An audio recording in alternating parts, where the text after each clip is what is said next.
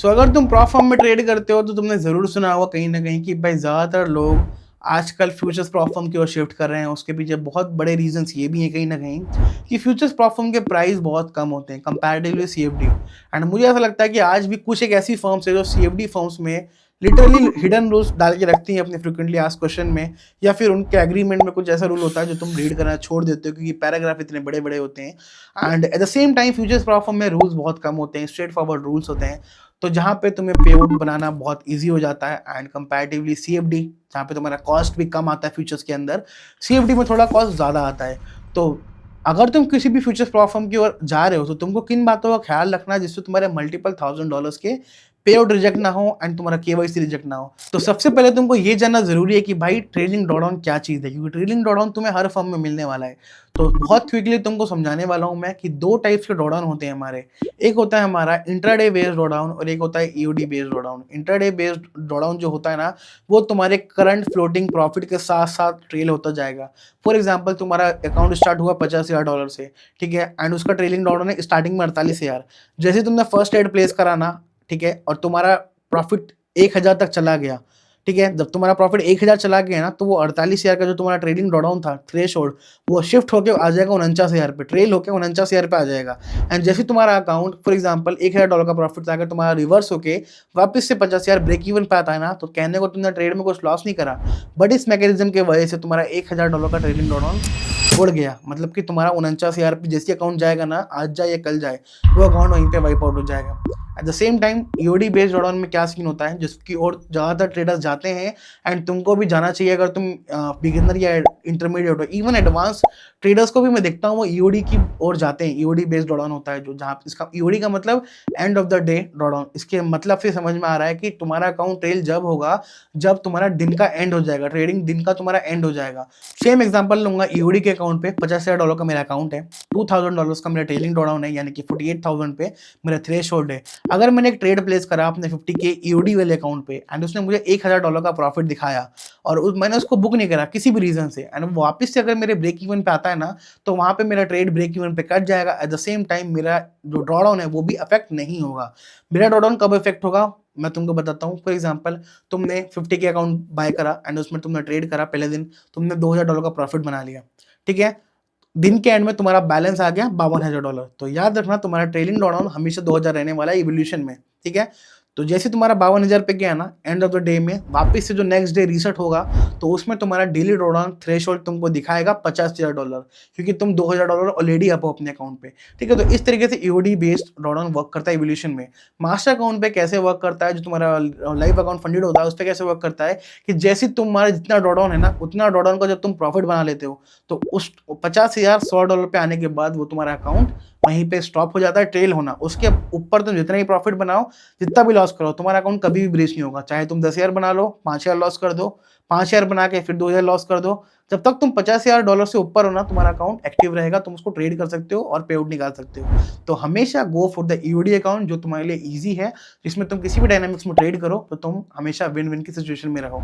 सो जो EOD base वाला prof है उसका लिंक मैंने डिस्क्रिप्शन में डाल रखा है, तुम जाके वहां से अपना अकाउंट बाय कर सकते हो एंड तुमको 30% का डिस्काउंट भी मिलेगा। So now moving forward to the second point कि जहां पे तुमको सबसे ज्यादा ध्यान रखना है। देखो वैसे तो फ्यूचर्स प्लेटफॉर्म में पे आउट डिनाई नहीं होते हैं, बट एक चीज ऐसी है जिसपे किसी का भी नजर नहीं जाता है, जिसपे बहुत सारे ट्रेडर्स उसको इग्नोर कर देते हैं, जो कि ये है कि भाई फ्यूचर्स प्लेटफॉर्म तुम पे पे आउट कैप लगाती है। उसके पीछे बहुत बड़ा रीजन है कि यहाँ पे account burning rate CFD form से ज्यादा होता है, क्योंकि यहाँ पे कभी कभी लोग पूरा पूरा ड्रॉडाउन अपना फुल पोर्ट मार देते हैं, और यहाँ पे जब ट्रेडिंग ड्रॉडाउन होता है तो कहीं ना कहीं तुम्हारा बर्निंग रेट बढ़ जाता है, अकाउंट उड़ाने का जो तुम्हारा रेट है ना वो बढ़ जाता है। तो ये प्लेटफॉर्म्स क्या करती हैं, तुमको पहले तो अकाउंट बर्निंग रेट, तुम अकाउंट उड़ा रहे हो, ठीक है, लॉस कर रहे हो at the same time, but जब तुम्हारे पे आउट्स की बारी आती है ना, तो ये प्लेटफॉर्म्स क्या करती हैं, तुमको असिस्ट करती हैं एक पे आउट कैप लगाने के बाद कि भाई एक बंदा है, इसने 10 अकाउंट उड़ाए, 11वें अकाउंट में फॉर एग्जांपल वो फंडेड हो गया, तो उसको क्या बोला जाएगा कि तू फर्स्ट पे आउट पे $1,500 से ज़्यादा पे आउट नहीं निकाल पाएगा, अपने अकाउंट में जितना तूने प्रॉफिट बनाया उसका 60% ही निकाल पाएगा। तो ये कहीं ना कहीं ट्रेडर को रेसिस्ट किया जाता है अपने पे आउट्स निकालने के लिए, क्योंकि जब ट्रेडर लॉस कर रहा होता है तो उसका लॉस फॉर्म बहुत अच्छा रहता है, बहुत खुश रहता है, पर जब उसके पे आउट निकालने की बारी आती है तो उस पर पे आउट कैप लगा दिया जाता है, एंड उसको पे आउट कैप लगाने के बाद वो मतलब लॉस कर रहा है इतना बड़ा और निकाल रहा है वो इतना छोटा, ठीक है, तो ये चीज़ को समझना। एंड जब तुम पे आउट कैप वाली फॉर्म में ट्रेड करते हो ना, तो पे आउट कैप वाली फॉर्म में तुम्हें क्या होता है कि तुम कितना भी प्रॉफिट बना लो, तुमको एक छोटा सा अमाउंट ही तुम निकाल पाओगे। ठीक है, दूसरा पे आउट लेने के लिए तुमको वापस से छोटे छोटे पे आउट बनाने होते हैं प्रॉफिटेबल ट्रेडिंग डे कंप्लीट करने के लिए। एंड देन वो जो तुम्हारा पहले से पे आउट बना था अकाउंट पे, छोटे छोटे पे आउट, छोटे छोटे प्रॉफिट की वजह से जो तुम बना रहे हो डेली, उसकी वजह से वो जो टोटल पे आउट होता है वो और बड़ा हो जाता है। पर जब तुम्हारा अकाउंट, जब तुम्हारा प्रॉफिट्स होता है तुम्हारे फंडेड अकाउंट पे, जब 20 25 30 हज़ार पहुंच जाते हैं ना, मैं डॉलर्स की बात कर रहा हूँ, तब जाके ये प्रॉफर्म एक रूल लेके तुम्हें सरप्राइज कर देती है, जो कि होता है लाइव अकाउंट ट्रांजिशन। ये लोग क्या करते हैं भाई, तुमको बोलेंगे कि तुम बहुत अच्छे ट्रेडर हो, तुमने बहुत अच्छा परफॉर्म किया है सिमुलेशन अकाउंट पे, क्योंकि इनकी की होती है भाई कि इनको पता है कि तुम्हें 30,000 डॉलर देना ही नहीं।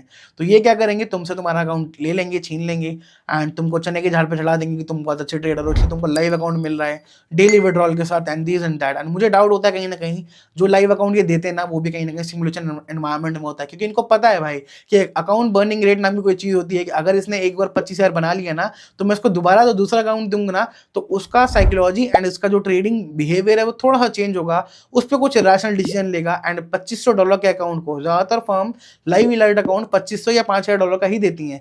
तो उनको पता है कि $2500 को वो यूं ही बर्न कर देगा या फिर यूं ही उड़ा देगा। कुछ ट्रेडर्स बहुत अच्छे पे आउट भी लेते हैं, बस ज़्यादातर मैंने ऐसी दिखाई, जब उनसे एक बड़ा अकाउंट छीन ले जाता है, छोटा अकाउंट दोगे, तो कहीं ना कहीं नंबर्स का गेम तुम्हारे माइंड को अफेक्ट करता है, जिसकी वजह से लोगों का ट्रेडिंग करने का तरीका थोड़ा सा अफेक्ट होता है, एंड कहीं ना कहीं इरेशनल डिसीजंस आते हैं, जिससे अकाउंट बर्न हो जाता है, अकाउंट ब्रीच हो जाता है।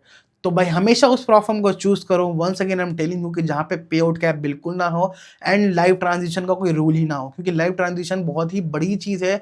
लोग 30 50 हज़ार डॉलर बनाने के बाद भी उनको पे आउट नहीं मिल पाता, उनको लाइव ट्रांजिट कर दिया जाता है। तो हमेशा गो विद दोज फर्म जिनके पास लाइव ट्रांजिशन एंड पे आउट कैप ना हो। एंड इसलिए मैं ट्रेडिंग पिट के साथ ट्रेड कर रहा हूँ शुरू से, क्योंकि मुझे पता है जब तक मैं लॉस कर रहा हूँ, पर जब मेरी बारी आएगी तो मैं वन शॉट में अपने पूरे पे आउट निकाल सकता हूँ। मुझे कोई भी लाइव ट्रांजिशन का सीन नहीं है, कोई भी पे आउट कैप का सीन नहीं है। एंड अगर तुम इस फर्म को बाय करना चाह रहे हो, तो इसका लिंक एंड इसका डिस्काउंट कोड, जो कि मैक्स डिस्काउंट कोड है पूरे इंडस्ट्री में, वो मैंने तुमको डिस्क्रिप्शन में डाल रखा है, जाके तुम बाय कर सकते हो। And yes, I am promoting that firm. अगर तुम उस फर्म को अच्छे से देखो ना, तो I am suggesting you honestly bottom of my heart, मैं तुमको बहुत ही बेहतर चीज़ सजेस्ट कर रहा हूँ, जिसपे मेरा कमीशन बहुत कम है कंपैरेटिवली दोस्त फर्म जो पे आउट कैप लगाती हैं एंड जिनके अकाउंट में लाइव ट्रांजिशन है, वो फर्म ज़्यादा कमीशन देती हैं। But I am suggesting you दोस्त फर्म जिसके पास जो तुम्हारे लिए बेहतर है, एंड मेरा उसमें कमीशन कम है। Yes, I am promoting trading पीड। उसके पीछे रीज़न ये है कि मैं हमेशा कोई भी फर्म हो, चाहे वो सीएफडी की हो या फ्यूचर्स की हो, मैं हमेशा उस फर्म को प्रमोट करता हूँ जो ट्रेडर्स के लिए बेहतर होती है। तुम लोग जानते हो मुझे फंडिंग पे उसके टाइम से कि भाई फंडिंग पे उसको मैं प्रमोट करता हूँ सीएफडी में, क्योंकि मुझे पता है उनसे बेहतर इस इंडस्ट्री में कोई भी नहीं है सीएफडी में। ट्रेडिंग पिट के पास सीएफडी भी है, फ्यूचर भी है, बट मैं सीएफडी प्रमोट इसलिए नहीं करता कि मुझे सीएफडी नहीं पसंद उनका कंपैरेटिवली फंडिंग पे। At the same time futures में अगर मैं 10 फर्म देख रहा हूँ अपने अराउंड में, तो मुझे एक ही फर्म अच्छी दिख रही है जो ट्रेडर का फायदा है, जिसमें अगर तुम लॉस कर रहे हो, बट जब तुम्हारी बारी आएगी ना, तुम सारा पे आउट वन शॉट में निकाल सकते हो। तो गो विद दोस्त फर्म जहाँ पे जब तुम विन करो तो तुम्हें कोई भी रसिस्ट ना करे। एंड अगर तुमको डाउट होता है मेरी बातों पे, तो जाके एक बार चेकआउट करो ट्रेडिंग पिट का लीडर बोर्ड, मैंने लिंक डाल रखा है अपने डिस्क्रिप्शन में, जाकर साइन अप कर लो उससे।